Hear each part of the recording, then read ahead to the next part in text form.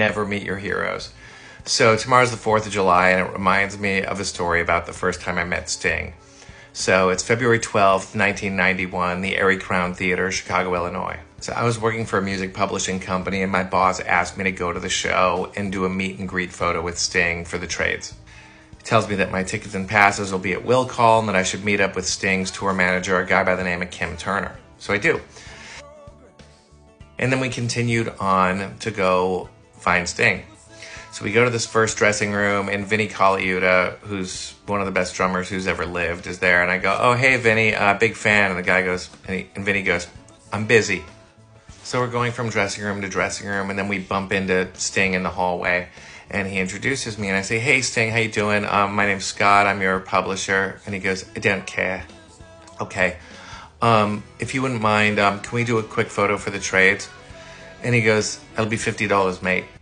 And I think he's just like an English guy from Newcastle, and he's just taking the piss. And I go, "Ha, you're funny." He goes, "I'm not joking. Why do I have to take photographs with everybody?" And I said, "Well, it's not, like a fan picture. It's like for work. It's for the trades." And he goes, "So you're not a fan?" And I said, "No, it's not that I'm not a fan. I've seen like 3 or 4 Police tours. I'm a big fan, but my boss asked me to do this." And he said, "Well, I don't care." I had a guy with a camera standing there, and I reacted maybe poorly in the moment. And I said, "You know what? Just take the picture." And I can't find the picture to post here. Sorry. But basically, it's me faking a smile and him like this. So you think things can't get any worse? They did.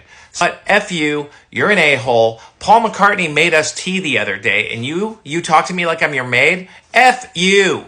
And I storm off. So my friend and the photographer are just like, "Did you just do that? Like, are we even going to go in the show?" And I'm like, "Yeah, we're going to the show. We're going to watch the show."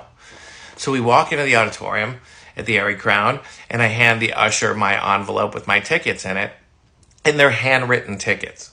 And our seats were not in the front row. Our seats were 2 fold-up chairs in front of the front row, right in front of Sting's microphone. Here's a picture I took. So he notices I'm there, and I certainly notice that he's there. And the show starts off super mellow, and he's got this poncy Victorian wooden table next to his mic with like a teapot with roses and a matching teacup with roses and a vase with a single flower in it. And I'm like, "Oh, this guy." So my dad was like worried about me going to the city alone, and he gave me his cell phone, which were very rare and very expensive things, and I still have it, and here it is. And there's no vibration back then, and there was just like ringer on. So they're like 5 songs into the set, and this phone starts ringing, and it's in my bag, like a messenger bag, and it's ringing loudly, and I'm trying to fumble it, and I answer the phone, and I'm like, "Dad?" And I'm like, "I gotta call you back, I'm in a show." And all of a sudden, the theater goes dead quiet, and Sting is staring at me with just hatred in his eyes, and he steps up to the mic, and he goes, "Sorry, everybody. Bloke down here in front's on his telephone." And people just start screaming at me, "You a-hole, get off the effing phone!" In Chicago, so people are loud. And I'm thinking, I hope my boss doesn't find out about this. And he didn't. And I'm like, whatever, I'm never going to see Sting again. Well, cut to 10 years later, I'm living in Los Angeles, and a friend of mine invites me to her family's 4th of July party in Malibu Colony. Now, Malibu Colony is a star-studded gated enclave where the houses range for a tiny little house for about $19 million up to about $60 million. In the first party we go to, there's like Robin Williams and Eric Idle and Olivia Newton-John, and then we go to another one and Pamela Anderson's there, and my friend grew up there, so she's taking me around. We're just party hopping house to house, and then we walk up to this enormous house on the corner, and I said, "Holy who lives in this house?" And she goes, "You'll see." And we walk in the house, and we go straight in the kitchen, and there he is. And she says, "Sting, Trudy, meet Scott Nathan." And I'm like, I had the long hair back then. Now my hair was short. There's no way he's going to remember when you think about how many people Sting must have met in his life. So there's no way I'm ever copying to this. So I said, "Oh, nice to meet you. Happy 4th. And Sting goes, "Do we know each other?"